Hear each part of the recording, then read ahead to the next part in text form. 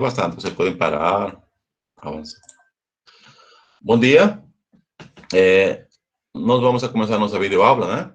Vamos a começar falando de funções elementares, né?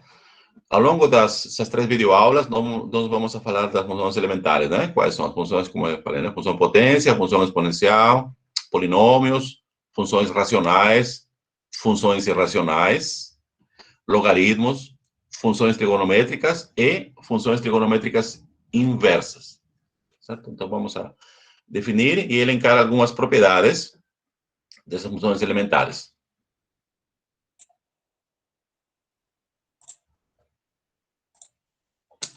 Tudo certo? A primeira função elementar que vamos a falar é a função potência, certo? Função potência. A função potência é definida da seguinte forma, né? F de x igual a x alfa, onde alfa é um número real. Isso aqui vamos chamar de função potência, né? Dependendo do valor de alfa, como você vai escolher o expoente alfa, né? Nós podemos ter muitos casos para serem analisados. De fato, muitos casos, né? Vamos examinar aqui uns 3 casos particulares, tá certo? O primeiro caso, quando alfa é igual a 2n, ou seja, o expoente é um número natural par. De que forma, por exemplo, né? 2, 4, 6, 8, tá? Então, se alfa é um número par, nesse caso aqui 2n, né? Vamos ver qual seria o domínio dessa função aqui. Tá aqui. Ou seja, para que valores de x você pode definir essa função.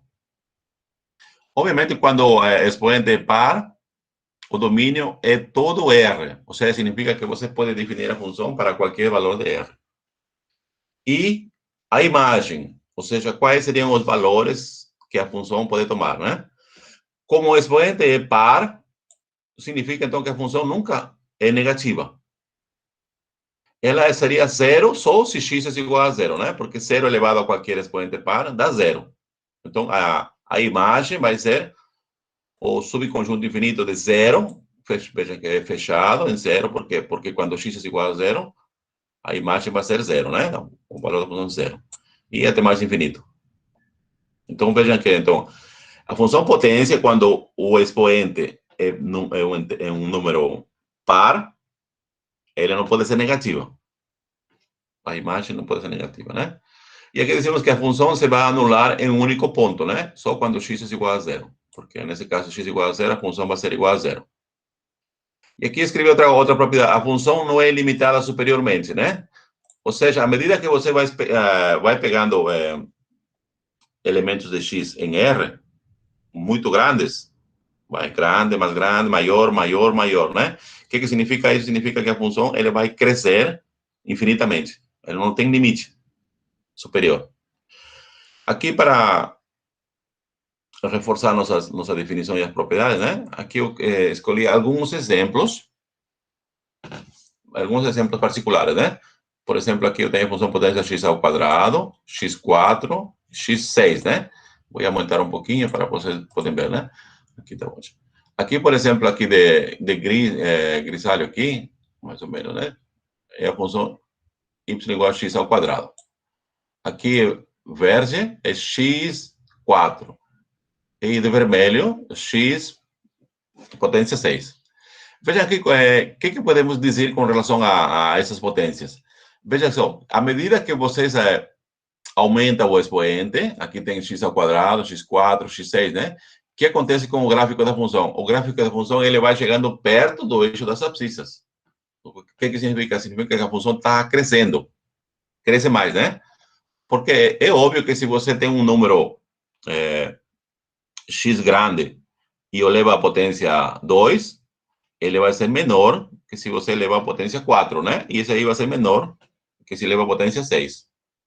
Então, significa, então, à medida que você vai aumentando o expoente da função potência, o gráfico ou a função vai crescendo mais. Por isso se fala que a função cresce ilimitadamente.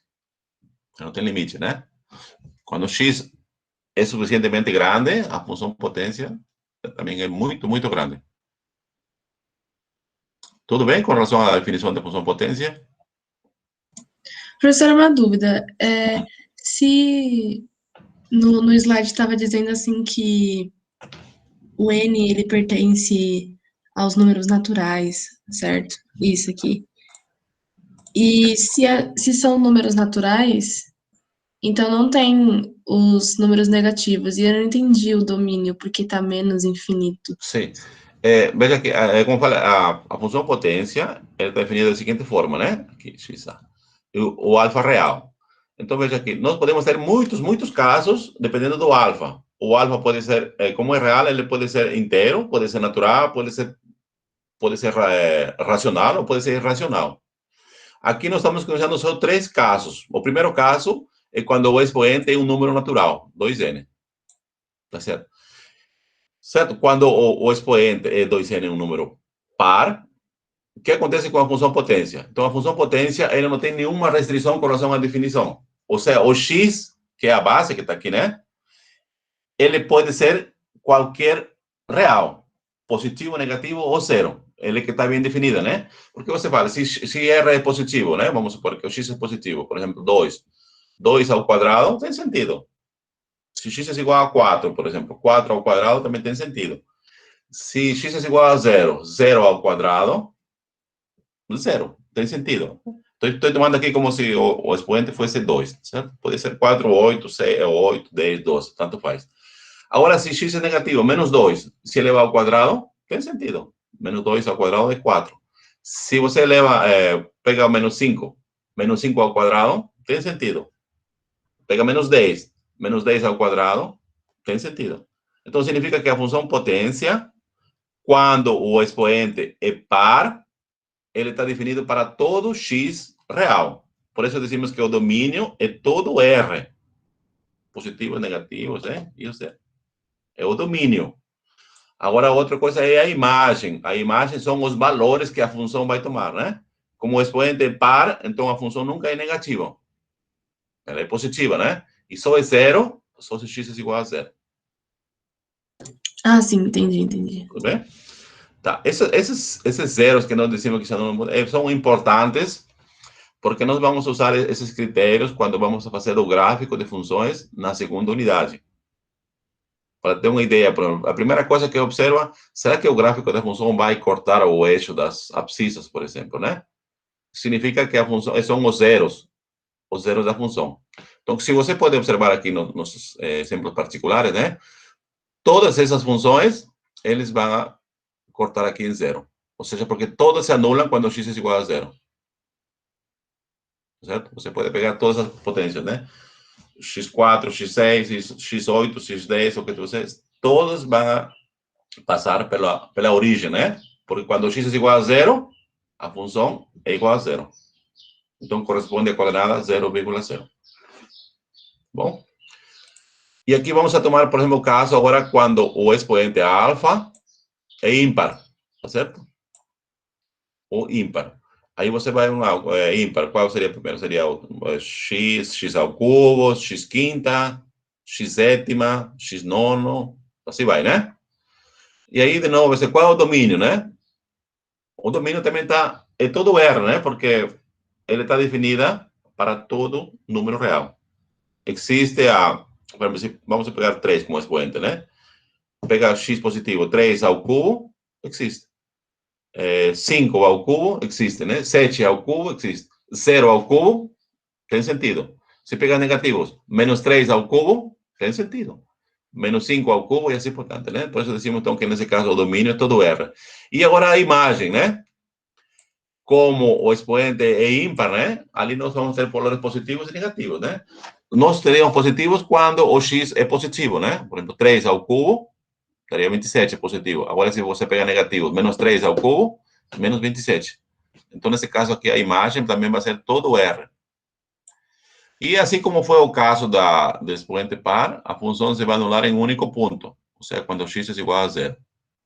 Certo?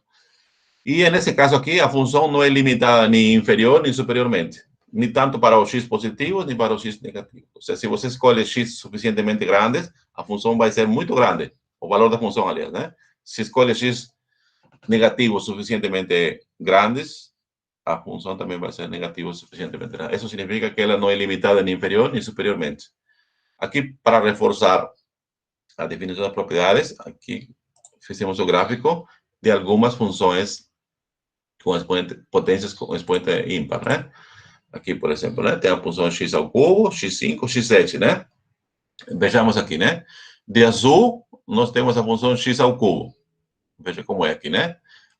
Azul, só verificando azul. Quando x é positivo, o valor da função também é positivo aqui. Quando x é negativo, para os x negativos, o valor da função é negativa, né? E ela também passa por zero, né? Crescendo em zero. E aqui nós temos x5, né? O x5 seria aqui do laranja, mais ou menos. E aqui, cor púrpura, é x7. Certo? Todas elas passam por zero, né? Tem esse visual que está aqui. E agora vamos ao terceiro caso, né? O terceiro caso, veja que vamos escolher agora alfa, um expoente com expoente par negativo. O que acontece com expoente par negativo? Obviamente, quando você tem uma potência com expoente negativo, o que faz o expoente negativo? Ele é inverse, né? Inverte a base. Se você vai invertir a base, então vai ficar 1 sobre x elevado a 2n. Ou seja, dizer x elevado a menos 2n é a mesma coisa que dizer 1 sobre x elevado a 2n. Agora vejam que o x agora está dividindo, né? Então, a primeira coisa que percebemos é que o x não pode ser zero, né? Por isso que nesse caso, quando temos expoente par negativo, nós temos que excluir o número zero. Certo? O zero. Então, o domínio não pode ser, não contém o zero. Ele tem sentido para todos os números reais, exceto o zero. E aqui, quais são os valores da imagem, né? Como, de novo, aqui, quando você inverte, fica expoente par, significa que ele não vai ser negativo, né? E, obviamente, não vai ser nem zero, e vai ser, não vai ser limitado superiormente. E, obviamente, a função não se vai anular nenhum ponto. O que significa? Não existe nenhum ponto do domínio onde a função vai ser igual a zero. Geometricamente, o que significa isso? Significa que o gráfico desse tipo de função, com expoente negativo par, né? Par negativo, ele nunca vai cortar o eixo das abscissas. Como ele é positivo, então o gráfico vai estar acima do eixo das abscissas. E, obviamente, a função é limitada inferiormente, mas não é limitada superiormente. Vamos ver alguns exemplos aqui. Aqui, por exemplo, nós temos o gráfico das funções potência x a la menos 2, x a la menos 4 e x a la menos 6. Vou aumentar um pouquinho para aqui, né? Vamos subir um pouquinho. Aqui. Aqui, por exemplo, temos x a la menos 6 de verde, né? X a la menos 4, que não dá para ver, seria laranja, né? E x a la menos 2 de azul. Veja que todos, aqui parece que encosta, na verdade não encosta aqui no eixo da sabia, está acima, né? Porque a gente fez com uma staff, aliás, espaçamentos grandes, né? Aqui. Por isso que não dá, mas aqui nenhuma delas encosta. O que significa isso? À medida que o x vai avançando, por exemplo, vai tomando valores grandes, o que acontece? Todas as funções de potência com expoente par negativo, eles vão atender para zero. A mesma coisa tanto para os x positivos como para os x negativos, né? E outra coisa importante, né? Quando o x está chegando perto de zero, ou seja, para x perto de zero, por exemplo, 0,2, 0,3, né? O valor da função, ele aumenta. Ele aumenta. É fácil visualizar, se você quer mais ou menos ter analisar o comportamento de todas as funções potências com expoente negativo par, né? Par negativo. Você pode colocar exemplos, né? Vamos pegar x a la menos 2, por exemplo. Ou seja, 1 sobre x ao quadrado. O que acontece quando o x está chegando perto de zero? Quando o x está chegando perto de zero, x ao quadrado que está no denominador, ele vai chegando mais rápido a zero, né? E o que acontece com uma fração quando o denominador é suficientemente pequeno? Obviamente, a fração ele vai crescer muito, né? Quanto mais você chega perto de zero o denominador, a fração vai crescer muito mais rápido, né? Tudo bem esse tipo de explicação? para ver o comportamento da função exponencial com expoente negativo? Para mim ficou muito confuso. Para mim Mas eu só também. queria que... Opa, não, calma, pode falar. O que foi? Não, para mim também ficou muito confuso. Queria que, se possível, eu pudesse explicar de novo, professor. Qual explicação? A parte negativa, o expoente negativo? Isso. Então, vou fazer uma coisa. Vamos usar aqui a lousa, tá certo? Vamos aqui. E eu ainda fiquei com uma dúvida na segunda exigência que tinha. E aí a minha cabeça ainda ficou naquela. Tá, vamos lá. Então, vamos a tentar. Vamos alongar um pouquinho para ter mais espaço.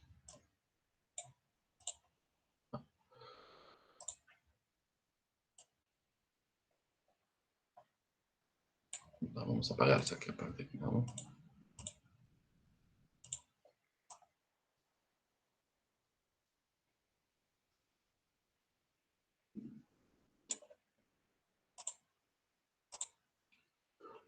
Vamos a analisar um caso particular.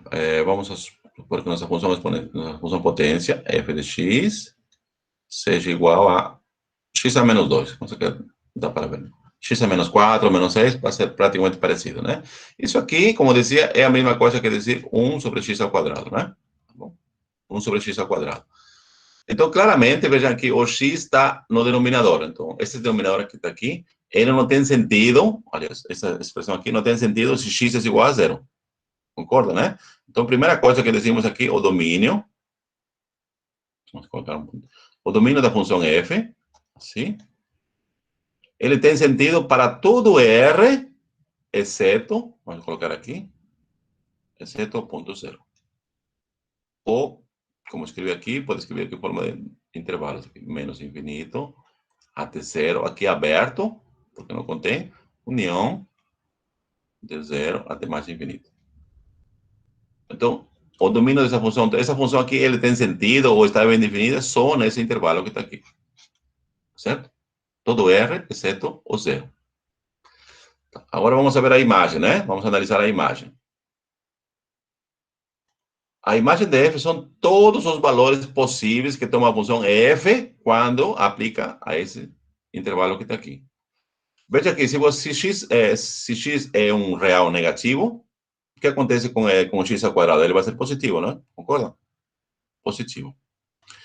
Se x é um número real negativo, como está elevado ao quadrado, ele também vai ser positivo, né? Então, na verdade, tem 1 dividido com alguma coisa positiva, vai ser positivo, né? Significa, então, o que significa isso? Que os valores da imagem vão ser positivos, né? E ele nunca vai ser zero. Então, aqui você abre, aqui está aberto em zero, até o mais infinito. Ou seja, a função 1 sobre x ao quadrado, ele de forma alguma vai tomar algum valor negativo. Já temos uma ideia, por exemplo. Essa ideia que está aqui, nós podemos escrever aqui já mais ou menos alguma coisa aqui. Já nos diz alguma coisa com relação ao gráfico dela, né? Aqui tem um plano cartesiano. Certo? Aqui x, y. Vamos a dar algumas distanciamentos aqui. Vamos ser 1, 2, 3, 4, 5, 6. Aqui é a mesma coisa. Aqui, menos 1, menos 2, menos 3, menos 4, menos 5, né? Vamos dar aqui. E assim vai, né? Menos 1, menos 2. A mesma coisa vamos a fazer com relação ao eixo das abscissas. Para cima positivo, né? Aqui daria 1. Aqui seria 2. 3 e assim vai. Aqui embaixo. Menos 1. Menos 2. Menos 3. Certo? Tá. Então, o que significa isso? Significa que a função potência, x elevado a menos 2, vai ser definida em todo, exceto o zero aqui. Esse zero aqui está aqui, ele não vai estar definido aqui na origem. Aqui, certo? Você vai excluir aqui do domínio. E vai analisar só pontos que estão fora de zero. E a imagem é zero, significa que o gráfico dele vai estar acima. Tá certo? De nenhuma forma o gráfico vai estar embaixo do eixo das abscissas, acima. E aqui, por exemplo, para ter uma ideia mais ou menos, né? Vamos a dar alguns valores, né? Veja que a função é 1 sobre x ao quadrado. Certo? Primeiro, quando x é igual a 1, o que acontece quando x é igual a 1? tem aqui no denominador seria 1 ao quadrado, 1, então seria 1 sobre 1. Então, quando x é igual a 1, então, está aqui. Corresponde ao ponto abscissa 1. Aqui não é 10, não. Eu vou escrever 1 aqui, para não. Aqui seria o ponto, certo? Significa que por esse ponto, de abscissa 1 e ordenada 1, vai passar o gráfico. Quando x é igual a 2, o que acontece quando x é igual a 2? No denominador vamos ter 1/4, não é certo? Vamos ter 4. 2 ao quadrado, 4. 1/4. 1/4 é mais ou menos 0,25, né? Mais ou menos aqui. Botaria por aqui, mais ou menos. Bem por aqui. Quando x é igual a 3, vamos ter 1 sobre 9. Menor ainda, né? Está aqui. Quando vai ser 4, vai ser 1 sobre 16. Menor ainda. 1 sobre 5. 1 sobre 5 ao quadrado, 25. Menor ainda. O que significa isso? À medida que o x vai aumentando, está vendo aqui? Vai tomando valores maiores. O que acontece com a função? Ele vai tomando menores valores, vai tendendo para zero. Ou seja, quando o x, ou você pode dizer assim, né? Quando o x cresce, a função vai tendendo para zero. Por isso que nós fazemos o gráfico aqui, né? Vai. Ele vai tender para zero. Ele não encosta, vai tender para zero. Tudo certo? Agora vamos fazer o caso. Agora vamos analisar o que acontece no intervalo de 0 a 1. De 0 a 1, né? Só para analisar aqui. 0 a 1. De 0 para 1, né? Vamos a, obviamente, pegar um meio, por exemplo, né? O que acontece quando x é igual a 1 meio? Se x é igual a 1 meio, nós temos aqui 1 sobre 1 meio ao quadrado. Ou seja, vai ficar 1 sobre 1/4, que vai ser igual a 4. Ou seja, quando x é igual a 1 meio, a função vai ser igual a 4. Se x é igual a 1/6, por exemplo, né? A função vai ser igual aqui. Quando é 1/6, vamos fazer aqui as contas. Aqui, né? Seria 1 sobre 1/6 ao quadrado. Certo? Isso aqui vai ser igual a 1 sobre 1/36. E isso que está aqui vai ser igual a 36. Certo? Vamos pegar agora 1 sobre 10, por exemplo, né? 1 sobre 10 ao quadrado. Isso aqui vai ser 1 sobre 1/100. Ou seja, vai ser igual a 100. É fácil de ver quando, veja que o x está diminuindo, né? Tá certo? O x está diminuindo. Você está pegando primeiro pegou você 1/6, aí pegou 1/10, né? Primeiro pegou 1 meio, por exemplo. Deu 4. Pegou 1/6, deu 36. Pegou 1/10, deu 100. O que está acontecendo, né? À medida que você está chegando para zero, perto de zero, a função está crescendo. Certo? Porque veja aqui, tem 1/4, é menor que 1/6. Aliás, é maior que 1/6, né? Aí pega 1/6, é maior que 1/10. Ou seja, se você está pegando valores pequeninos, bem perto de zero, a função vai crescer infinitamente. Por isso decimos, então, que a função, à medida que chega para zero, a função vai crescer infinitamente. Vem por aqui o gráfico, mais ou menos assim. Ele não vai encostar no eixo das ordenadas, né? Mas vem mais ou menos assim. Obviamente, aqui tem uma curva, né? Que faz aqui. Essa análise você pode fazer para funções de potência de outros expoentes pares negativos. Tá. Agora, com relação aos negativos, o que acontece com os negativos, né? Com os negativos vai ser o mesmo gráfico. Por quê? Vai ser o mesmo, né? Porque vejam aqui, o x está elevado ao quadrado no denominador. Então, tanto faz se você analisou para os positivos ou os negativos. Esse tipo de funções se chama funções pares, né? Mas a gente vai falar um pouquinho mais para frente com isso. Então, o gráfico vai ser o mesmo. Você já vem por aqui, mais ou menos aqui. Aqui. Por causa do expoente par que está aqui. Porque para x negativos, esse aqui vai ficar positivo. E o valor daqui vai ser a mesma coisa que o valor positivo de x. Por isso que o gráfico é parecido. Eu não sei se agora ficou um pouco mais claro. E aqui, por o gráfico, observamos que a função é limitada inferiormente. Por quê? Porque, vejam aqui, o eixo das abscissas, ele limita o gráfico. Ou seja, a função, ela não é negativo. Por isso decimos que o eixo das abscissas é um limite inferior. Ou seja, y igual a zero, que seria o eixo das abscissas, é um limite inferior. E não é limitada superiormente porque não existe limitada. Ele cresce, não tem limitação superior. Por esse aspecto. Eu não sei se agora ficou um pouquinho mais claro. Não sei quem me perguntou. Ficou ótimo para mim. Tá bom? Então, essa mesma análise você pode fazer também para a função x menos 4, x menos 6. Essa só ficaria um pouco mais aberta com relação à parte do limite superior e mais fechada com relação ao limite superior.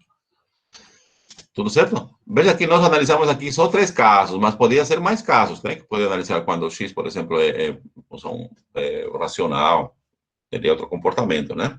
Aí, obviamente, vai mudar também o domínio, vai mudar também a imagem. Depende do caso. Aqui, simplesmente, analisamos 3 casos. Agora, eu vou compartilhar a lousa. E vamos a compartilhar o slide, né? Para voltar a... Tá. Então, aqui temos... Vou diminuir, está muito grande aqui. Vamos... Aqui tá bom. E aqui eu fiz mais alguns exemplos particulares, né? Por exemplo, alguma função de potência aqui, por exemplo, nós temos aqui o expoente. Veja aqui, é 1/2. Já é um número racional. Quando o expoente é 1/2, o gráfico aqui eu fiz, vou aumentar um pouquinho. 1/2 teria aqui. Esse que seria aqui de púrpura. Tá vendo? Agora, o domínio da função potência, quando a expoente é 1/2, ou seria a raiz quadrada de x, né? Agora, o domínio vai ser todo x maior ou igual a 0. Porque não tem sentido você falar raiz quadrada de um número negativo. E a imagem, como você pode aqui, é de 0 para cima, né? Tá certo? Aqui também podemos ter x elevado a 1/3. Aqui o gráfico. Veja aqui, nesse caso aqui, existe raiz cúbica, tanto de reais positivos como reais negativos. Então, nesse caso, quando temos x elevado a 1/3, né? Ou raiz cúbica de x, o domínio é todo R. Por quê? Porque existe raiz cúbica de números positivos, raiz cúbica de 0 e raiz cúbica dos negativos. Portanto, vendo aqui o domínio todo e a imagem também aqui é todo R. Que está aqui. E aqui temos aqui f de x igual a x elevado a 7/4, por exemplo, né? Aqui também temos que ter cuidado, né? Veja que a raiz tem índice 4. Então, ele tem sentido só para os x positivos. Então, aqui nós temos aqui o gráfico da função x 7/4. Tá certo? Então, dependendo do expoente da função potência, vocês podem ter mais casos. Tudo bem? Agora vamos a definir agora o polinômio, funções racionais e funções irracionais. Veja que uma função polinomial de grau n é uma função da seguinte forma, né? Todo tipo que está aqui. Vamos a anotar o f de x ou pnx que está aqui, né? Uma função dessa forma que está aqui. Ou tem alguns que podem dizer, é uma combinação linear de funções potências com expoente par. Aliás, expoente natural.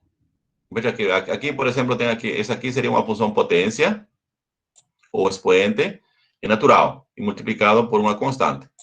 Aqui, de novo, aqui é uma função potência, ou expoente também par, que seria n-1, multiplicado por uma expoente. Então, na verdade, você tem uma combinação linear de funções potências, né? Só que os expoentes das funções potências são naturais. Certo? Então, vamos a chamar aqui um polinômio, uma expressão dessa forma que está aqui. Onde os coeficientes an-1, a1 e a0 são constantes reais, né? E, obviamente, o an, aqui, o an tem que ser diferente de 0, né? Por quê? Porque se an igual a 0, então não seria um polinômio de grau n. Seria um polinômio de grau n-1. Tudo certo? Então, o n aqui, ele chama-se de grau do polinômio. Quais são as propriedades que goza essa função aqui? Então, vamos a linkar algumas propriedades da função polinomial. Vamos lá. Propriedades. Primeiramente, é o domínio, né? Então, um polinômio, independentemente do grau, ele pode estar definida para todo x real. Seja positivo ou negativo, pode ser o 0. O domínio é todo R. A imagem, sim, ele vai depender de cada caso, né? pode ser todos os reais ou uma parte de R, ou seja, um subconjunto de R, né? E aqui eu coloquei 2 exemplos. Por exemplo, né?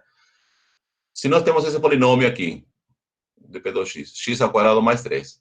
Você observa que esse polinômio aqui, em particular, ele nunca vai ser negativo, certo? Porque o x está elevado ao quadrado e ainda você vai somar mais 3. Então, de nenhuma forma ele vai ser negativo. E além do mais, né? Ele nunca vai ser, por exemplo, 2.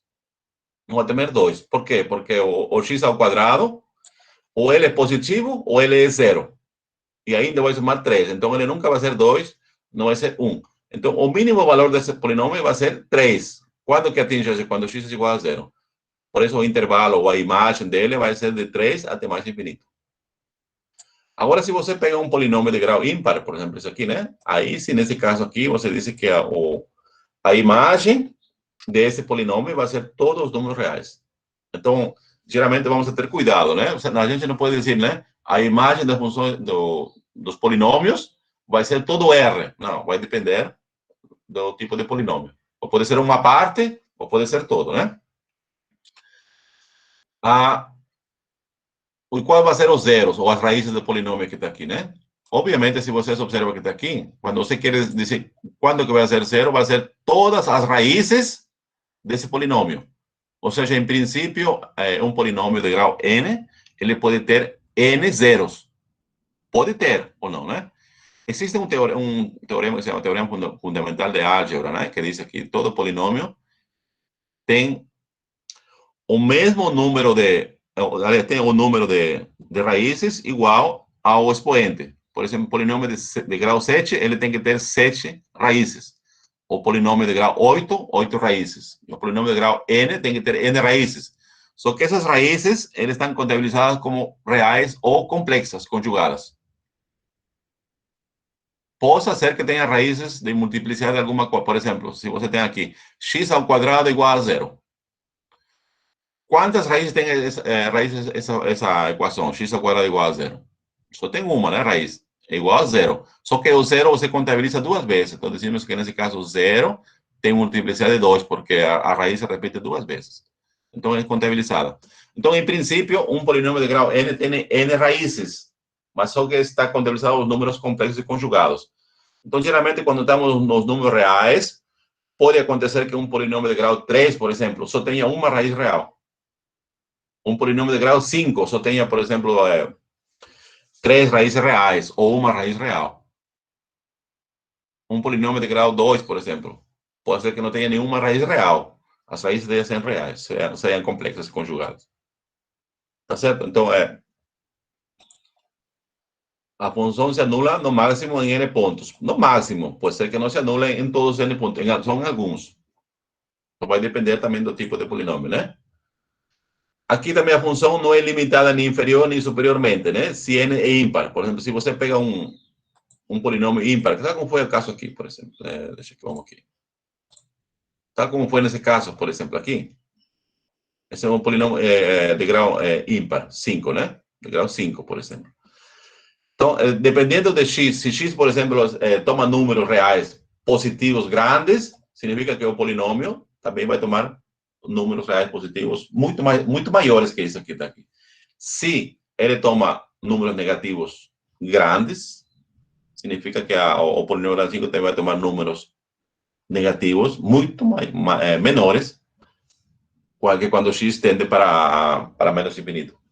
Por isso decimos nesse caso aqui, né, que o polinômio ele não é limitado nem inferior nem superiormente, né? Se o n é ímpar, ou seja, para polinômios de expoente ímpar, né? Por quê? Porque esse aqui ele pode ir para mais ou menos infinito, né?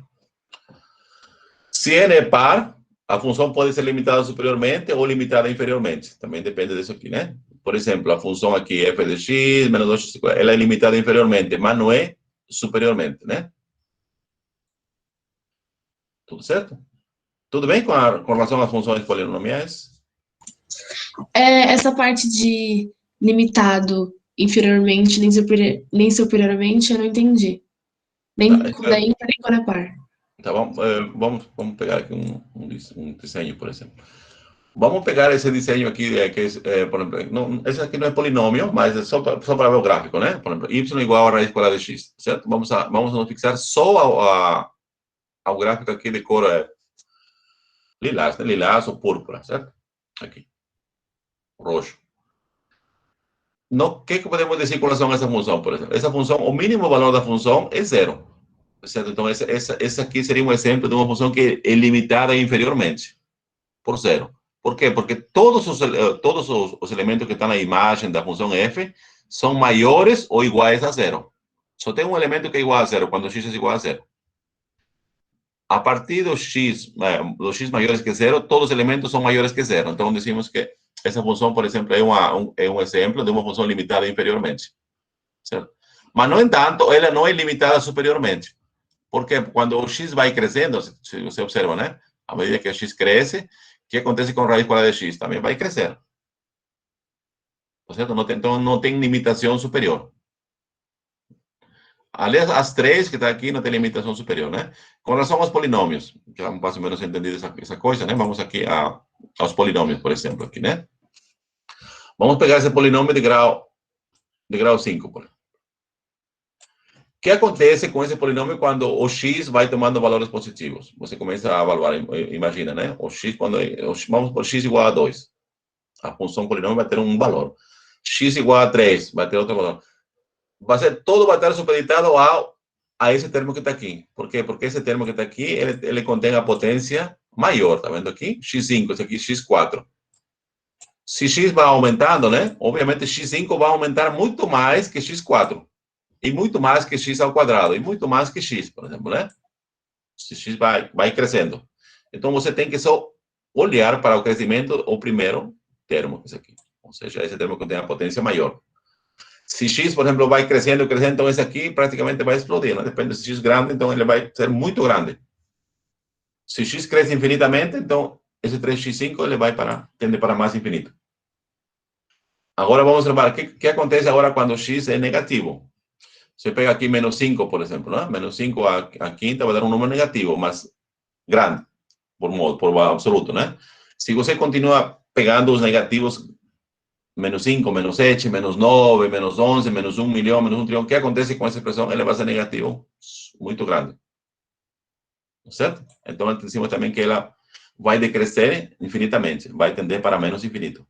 Então, esse aqui é um exemplo de uma função que não é limitada, nem superior nem inferiormente, porque quando você trabalha com os x positivos, e você vai crescendo positivo, esse aqui também vai tendendo para mais infinito. Quando estava com os negativos, o que acontece? Ele tende para menos infinito, ou seja, não tem limitação superior nem inferior. Com relação a esse exemplo que está aqui, x ao quadrado mais 3. Aqui, nesse caso, sim decimos que a função é limitada inferiormente. Por quê? Porque para todos os x, sejam positivos ou negativos, o x ao quadrado ele vai crescer, concorda? Só que quando o x é igual a zero, o que acontece quando o x é igual a zero? A função, o polinômio vai ser igual a 3. Então, 3 vai ser o valor mínimo dela. Por isso que decimos que ela é limitada inferiormente. Pelo número 3 ou por outros números menores que 3. Não, mas, tanto quando o x toma valores grandes, o x ao quadrado mais 3, ele também vai crescer. Se o x vai aumentando infinitamente, o x ao quadrado mais 3 aumenta infinitamente. Se x diminui infinitamente, x ao quadrado mais 3 aumenta infinitamente, por causa de x estar elevado ao quadrado. Certo? Então, esse aqui é um exemplo de uma função que é limitada inferiormente, mas não superiormente. Tudo bem? Camila, foi questão, né? Então quer dizer que... Sim. Não, peraí, pode falar primeiro. Tá. Eu? Sim. Licença. Eu entendi tudo que você acabou de explicar. A única coisa que eu me perdi é o que é um polinômio. Isso eu não entendi. Certo. Aqui, deixa eu ver aqui. Como que definimos um polinômio, né? Nós vamos dizer um polinômio ou função polinomial a uma função da seguinte forma. Essa aqui é um polinômio. Esse. Tudo certo? Aqui eu escrevi de forma genérica, né? Um polinômio de grau n. O AN, que está multiplicado a cada uma das potências, né? Tem AN, aqui AN menos 1, A1 e A0. Essas são notações dos coeficientes das potências que estão aqui. Está vendo aqui? Potência xn menos 1, né? Então, como eu dizia, um polinômio de grau n é uma combinação linear de funções potências. Por exemplo, um exemplo prático de um polinômio seria, vamos, x ao quadrado mais 3x mais 1. X quinta menos 4x ao quadrado mais 3x mais 1. É um polinômio. Então, todo polinômio tem essa cara que está aqui. Se você observar, vamos, 3x ao quadrado mais 2x. A potência x ao quadrado está multiplicado um coeficiente, que seria 3. A potência x está multiplicada um coeficiente que seria 2, né? 3x ao quadrado mais 2x e mais 1. Então, todo polinômio tem essa cara que está aqui. Pode acontecer que alguns coeficientes sejam nulos. Ou seja, por exemplo, quando você diz um polinômio de grau 7, por exemplo, né? Não necessariamente você vai ter todas as potências menores, x6, x5, x4. Pode ser que alguma delas seja nula, né? Mas o que indica o grau do polinômio, geralmente, é a maior potência. Como nesse caso, por exemplo, se a n é diferente de zero, a n pode ser diferente de zero. Pode ser que todos os outros coeficientes, a n menos 1, a n menos 2, a 1, a 0, sejam zero. Mas se o a n é diferente de zero, então dizemos que esse é um polinômio de grau n. Tudo bem? Não sei se ficou mais clarinho assim. Entendi, sim. Tá bom? Próximo da lista de perguntas. Ah, e o que eu ia falar é assim, então quer dizer que se o expoente ele for positivo, se o expoente ele for par, sempre vai ser ilimitado superiormente, E superiormente, ilimitado. Ele vai ser limitado inferiormente. certo? Se é ímpar, ele não vai ser nem limitado nem superior nem inferiormente. Certo. Tá certo? Aí você analisou para todos os polinômios pares, e de expoente par e expoente ímpar. Tudo bom? Tá, vamos aqui. Vamos agora a... Deixa eu parar aqui, você me está confundindo isso aqui, essa aula 6. Vamos ficar só com a aula 7, 8, 9, isso, agora sim. Bom, aqui vamos analisar em particular dois casos particulares do polinômio, né? Primeiro, né? Se n é igual a 1. Vamos a olhar aqui, o polinômio aqui. Se n é igual a 1. Se n é igual a 1, então temos um polinômio de que forma? A1x mais A0. Tá certo? Então, porque o polinômio é de grau 1. Se o polinômio é de grau 1, então a maior potência seria o x. Esse é o primeiro caso particular, tá certo? Então, nós podemos escrever uma função de um polinômio de primeiro grau, também chamada de função afim, da seguinte forma, né? Então, aqui eu troquei, né? Em lugar de escrever A1x mais A0, vou escrever AX mais B, certo? E, obviamente, o A tem que ser diferente de zero, né? Por quê? Porque se A é igual a zero, então teríamos só a função constante, B. Tudo certo? Se o n é igual a 2, teríamos um polinômio de grau 2, chamada de função quadrática, né? Que todo mundo na escola se estuda bastante isso aí, né? Então, a cara de um polinômio de segundo grau seria ax quadrado mais bx mais c. E, obviamente, com a diferente de zero. Tudo certo? Então, esses dois casos particulares são amplamente estudados na escola, né?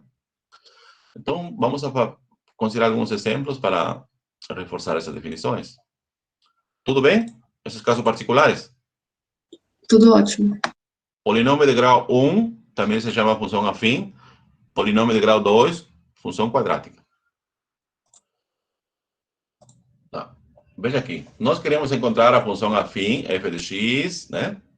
Se, que sabemos? A função afim, o polinômio de grau 1, aplicado no ponto menos 2, é igual a 6, e aplicado no ponto 6, é igual a 14. Então, veja aqui. Nós queremos encontrar uma função afim, ou um polinômio de grau 1, né? Só sabemos as imagens deles em alguns pontos. Então, veja aqui.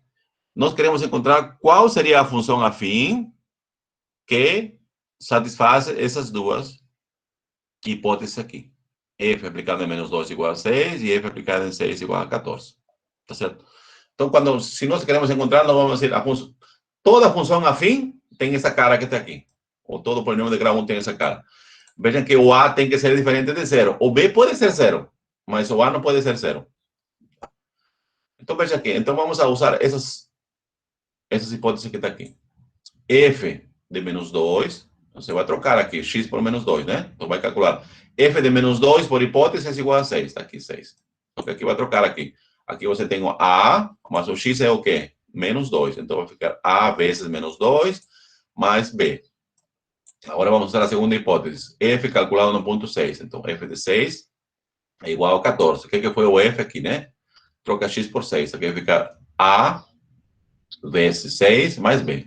Então, o que temos aqui? Nós temos aqui um sistema, né? Duas equações, duas incógnitas. Quais são as incógnitas? A e B.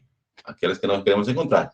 Então, aqui, veja aqui. Esqueça agora F menos 2 e F menos 6. Esqueça essa parte aqui. Agora só temos aqui 6 igual a menos 2A mais B. E 14 igual a 6A mais B. Aqui tem muitos métodos para resolver, né? Substituição, subtração, né? O mais fácil aqui, vamos a subtrair a primeira equação da segunda. Subtrai, né? Aqui vai ficar menos. Quando subtrai a primeira da segunda, vai ficar aqui menos 6, tá certo? Menos 6 mais 14, vai ficar 8 aqui, então, na parte esquerda. E aqui, quando coloca menos, aqui vai ficar 2A. 2A e menos B. E suma com A. 2A mais 6A vai ficar 8A. E menos B com B cancela. Então, fica 8A igual a 8. Portanto, A igual a 1. Uma vez encontrado o A, aí você substitui em qualquer uma das equações, né? E aí obtemos B igual a 8. Portanto, encontramos A e B. Portanto, decimos que nossa função afim aqui vai ser igual que A igual a 1, que vai ser 1 vezes x, e B igual a 8. Então, vai ficar x mais 8. Tá certo? Essa é a função afim que satisfaz essas duas hipóteses. De fato, você, para ter certeza que você, de fato, achou corretamente essa função afim, você vai substituir, né? E calcula essa função f no ponto menos 2. Quando x é igual a menos 2, o que acontece aqui? Tem menos 2 mais 8, 6. Corresponde aqui. Quando x é igual a 6, f de 6 vai ficar 6 mais 8, 14. Então, de fato, essa aqui é a função afim que satisfaz essas duas propriedades. Tudo bem? Por mim, sim. Por mim também. Já sou acostumada a fazer essa. Então, só como vocês falam, então, tá bem para toda a turma, né? Deixa eu ver, vamos lá. Certo. Tudo certo. Tá. Vamos agora, vamos encontrar a função quadrática f de x, né? Ou seja, a função quadrática é a função dessa forma que está aqui, tá certo? Tem três constantes, a, b e c. Só que essa função quadrática que nós queremos encontrar, ela satisfaz esses três. A função quadrática avaliada no ponto 2 vai ser igual a 3. A função quadrática avaliada no ponto 0 vai ser igual a 5. E a função quadrática avaliada no ponto 1 vai ser igual a 3. Certo?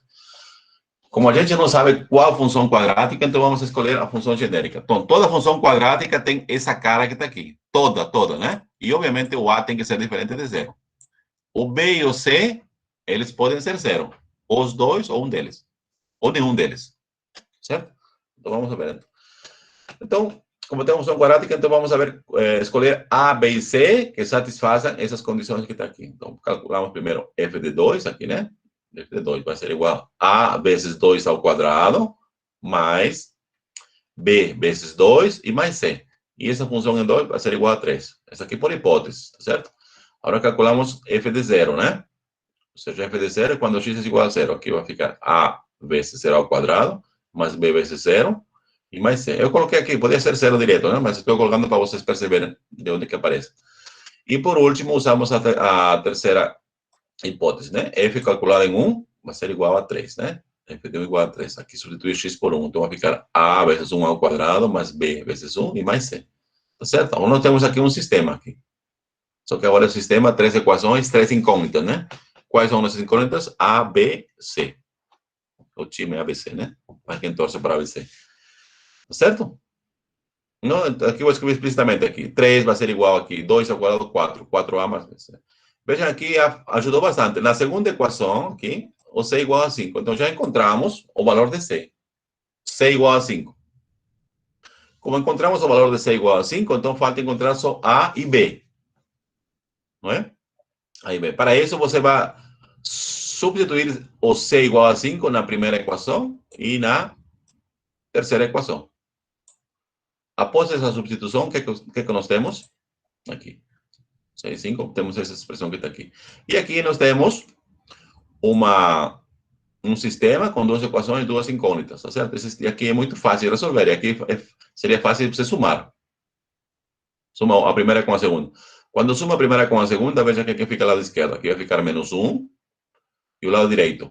Menos B e B vai cancelar, então vai ficar menos 2A mais A. Vai ficar menos A. Então, menos 1 igual a menos A. Ou seja, A igual a 1. Aí você encontrou A, é fácil encontrar o B. Substitui na segunda, na primeira equação, que dá B igual a menos 3. E, de fato, nós encontramos, então, que a função quadrática requerida é a seguinte forma, né? X ao quadrado menos 3x mais 5. Aí, de novo, né? Para vocês terem certeza que, de fato, encontraram corretamente a função quadrática, vocês vão ter que substituir o x por 2 e obter 3, x por 0 e obter 5, e x por 1 e obter o valor de f igual a 3. Certo? Só verificar. Para você ter certeza que, de fato, a função quadrática que vocês encontraram está correta. Tudo bem agora? Esse é um assunto que pega metade do ano letivo ou você aprende... Como que é? Outro comentário? Vou ler um comentário aqui. É o assunto que você pega metade do ano letivo ou você aprende ou você aprende. Não tem escolha, né? É em relação ao ensino médio que a gente estava falando, porque Sim. o resto a gente não tinha visto. Aí o que a gente está vendo que tinha no ensino médio, a gente está vendo agora, que são esses dois tipos de funções. Esse é o ensino médio de vocês? Sim. Mas os livros que tem, por exemplo, nas escolas, né? Porque minha filha está no segundo ensino médio, né? Nossa, tem tanta coisa nos livros. Tanta coisa. Isso aí foi justamente no segundo ano que eu vi também. Segundo ano, né? O que eu mais vi no segundo ano O ruim é quem foi não viu, né? Bhaskara. Isso aí. Justamente. Vai ficar um pouco mais para frente. Tudo certo. Então, essa aqui é ainda a ponta do iceberg, né? Vamos indo aqui. Aqui um exemplo de uma função quadrática, né? Veja aqui como aqui de novo, né? Veja que é um polinômio de grau 2, né? O grau é par, né? Por isso que decimos o gráfico de todo polinômio de grau par ele é limitado inferiormente. Tá vendo aqui? O limite inferior deve ser mais ou menos seria essa reta que está aqui. A reta aqui, né? Mas ela não é limitado superiormente. Porque quando x cresce ou x decresce, a função tende para mais infinito. Vai para cima. Tudo certo? Agora vamos a definir função racional. Então, veja que a nossa aula praticamente terminou. Eu vou passar mais 6 minutinhos para terminar isso aqui, função racional, né? E vou parar, né? Vamos com calma. Eu sei que estamos no comecinho, mas... Vamos lá, né? Vamos a definir agora a que será a função racional. A função racional vamos definir como sendo a razão entre dois polinômios, né? Isto é uma função do tipo da seguinte forma, tá vendo aqui? Essa função racional aqui é a razão dos dois polinômios. No numerador, nós temos um polinômio de grau n. E no denominador, um polinômio de grau m. Tá certo? Aqui não está descartado que n pode ser m, né? Pode ser a razão de dois polinômios do mesmo grau. Pode ser, né? Obviamente, aqui o AN tem que ser diferente de 0 e o BM tem que ser diferente de 0, né? Por quê? Porque são polinômios de grau n e polinômios de grau m. É importante que está isso aqui, né? Então, essa aqui é a cara de um polinômio, de uma função racional geral. Tá certo? Você aí pode tomar casos particulares, mas essa é a cara, né? Olhando para a cara desse tipo de função que se chama função racional, vamos a dizer qual é o domínio da função racional. Nós vimos faz pouco tempo que a função polinomial, ela possui domínio todo R, concorda? Só que um polinômio está no denominador, que está aqui. Então, para uma expressão que contém um polinômio no denominador, então significa que nós temos que excluir todos os pontos onde o polinômio denominador se anula. Por isso decimos aqui que o domínio da função racional são todos os números reais, exceto os pontos onde o polinômio denominador se anula. Você tem que tirar esses polinômios. Tem que tirar esses números, né? Que anulam o denominador. Zero? Oi? Tipo zero? Não, porque o denominador pode estar x ao quadrado mais 1, por exemplo. Aí não se anula. Tem que tirar todos os números onde o polinômio é igual o denominador é igual a zero. ¿Por quê? Porque a gente não sabe dividir por zero. Eu vou colocar uns exemplos práticos, né? Específicos, aí vai ficar mais claro. Mas, em geral, nós estamos observando um polinômio dessa forma e concluindo, então, que o domínio dessa função são todos os pontos de R, exceto os pontos onde o denominador se anula. Pode acontecer que o denominador nunca se anule. Pode acontecer. Tudo certo?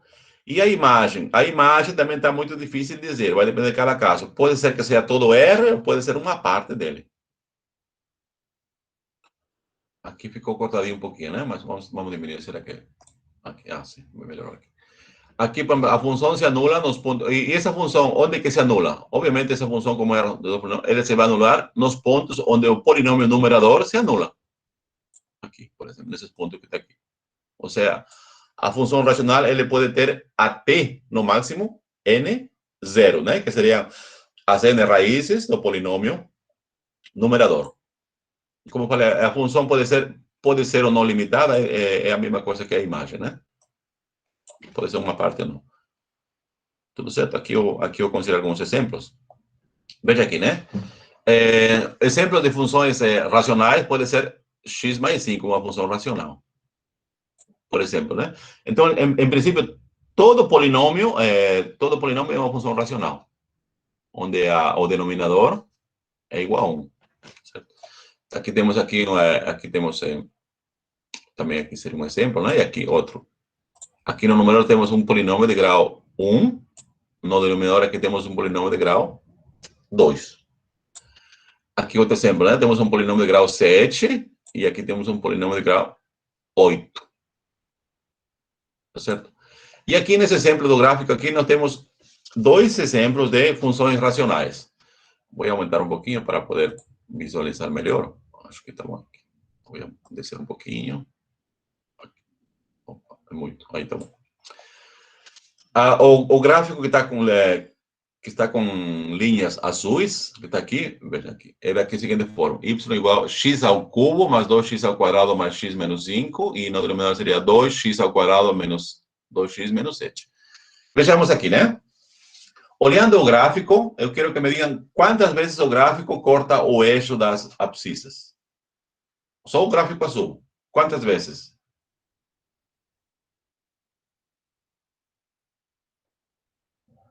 O eixo do quê, professor? De novo. Olhem para o gráfico que está de linha azul, né? Quantas vezes o gráfico corta o eixo das abscissas? Só uma. Só uma, né? Seria aqui. Vamos marcar. Seria aqui, nesse ponto. Aqui. Isso aqui não marca, deixa eu ver. Só aqui. Não é? Pode sair muito grande. Mas só nesse pontinho, né? Então, o que significa isso? Significa que o polinômio numerador, que está aqui, que seria x ao cubo, né? Ele só tem uma raiz real. O polinômio cubo, no máximo, tem 3 raízes, tá certo? Porque o expoente é 3. Mas só tem uma raiz real. Isso significa que as outras duas raízes são complexas e conjugadas, não pertencem aos números reais. Tá bom? Por isso, corta uma só vez. E por que, vejam aqui, o gráfico da função racional, ele está dividido em 3, tá certo? Tem aqui, por exemplo. Por quê? Porque o denominador, que seria 2x ao quadrado menos 2x menos 7, ele se anula em 2 pontos. Quais são esses pontos? Ele se anula quando x é igual a 2,44 e quando x é igual a menos 1,44. Obviamente, aqui eles provêm da fórmula de Bhaskara. Quando você encontra as raízes desse polinômio, né? Você vai encontrar essas duas raízes. Como o polinômio denominador se anula nesses pontos, significa que a função não está definida nesses pontos. Por isso que eu escrevi pontilhados. Está vendo? Pontilhado nesses pontos. Por isso que o gráfico se dividiu em 3 intervalos. Um que está à direita do ponto, ou da raiz do zero, 2,44, está vendo aqui? Está à direita.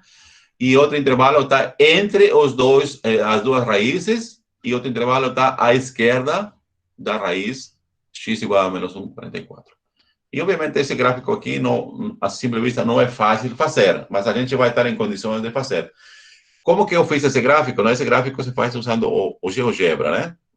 O GeoGebra é um aplicativo, né? Um software muito fácil e o bom que é de graça, né? Você encontra na internet, basta procurar no Google, GeoGebra, né? E aí você simplesmente escreve a função e ele te dá o gráfico, tranquilamente. Tudo certo? Então, nesse gráfico que está aqui, nós vemos que a função aqui, por exemplo, é ilimitada, tanto superior como inferiormente. Superior, por exemplo, aqui, nessa parte aqui à esquerda, a função tende para infinito, para aqui ou para aqui à direita. E também, nesse caso, está crescendo aqui. E tende para menos infinito, tanto por aqui, aqui, aqui. Então, dizemos que esse é um exemplo do gráfico de uma função que não é limitada, nem superiormente, nem inferiormente. Agora, vamos a prestar atenção à seguinte função racional, que seria aqui, y igual, deixa eu ver aqui, não consigo ver, vou aumentar um pouquinho, só para ver isso, x é igual x ao quadrado mais 3x menos 8, sobre x mais 2 mais 8. Vamos agora diminuir um pouquinho. Tá, tudo certo? Vejamos aqui, né? Aqui x, eu acho que eu errei aqui. Aqui, na verdade, x, aqui embaixo, é para ser x ao quadrado mais 2x mais 8 aqui. Aqui no denominador, é x ao quadrado mais 2x mais 8. É isso mesmo. X ao quadrado mais 2x mais 8. Faltou aqui ao quadrado e aqui faltou 2x. Tudo certo, por isso? Então, veja, nesse caso que está aqui, o denominador, que é x ao quadrado mais 2x mais 8, ele não se anula em nenhum ponto. Ou seja, como é x ao quadrado mais 2x mais 8, né? Ele não tem raízes reais. Por isso que não tem restrição nenhuma, né? Como teve o exemplo anterior, que tinha duas restrições. As duas raízes onde se anula o denominador. Aqui não se anula, né? Por isso que o gráfico, mais ou menos... Aqui vamos a usar a palavra contínuo. A gente não definiu ainda, né? Contínuo. Contínuo é quando você consegue fazer o gráfico de uma função sem tirar a caneta do papel ou a caneta da lousa, por exemplo, né? Que não foi o caso aqui, de azul.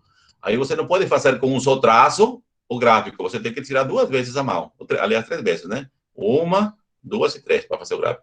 Aqui, na contrário, nesse tipo de função, você pode fazer o gráfico de uma só vez, de forma contínua, sem tirar. E outra coisa importante que observamos nesse gráfico é que a função é limitada, tanto inferior como superiormente, né? Ela é limitada superiormente, por exemplo, se você traz aqui uma linha aqui, imagina uma linha aqui assim. Essa aqui é uma reta, na verdade, não é curva, né? Ela é limitação superior. Ou traz uma reta aqui, por exemplo, aqui. Ele é limitado inferiormente. Tá certo? Então, a imagem da função se encontra entre duas linhas. Por isso que decimos que ela é limitada superior e inferiormente, né? Tanto para x, que tende para infinito, como para x, que tende para infinito. O valor da função nunca vai sair dessa faixa. Tudo certo? Com relação às funções racionais?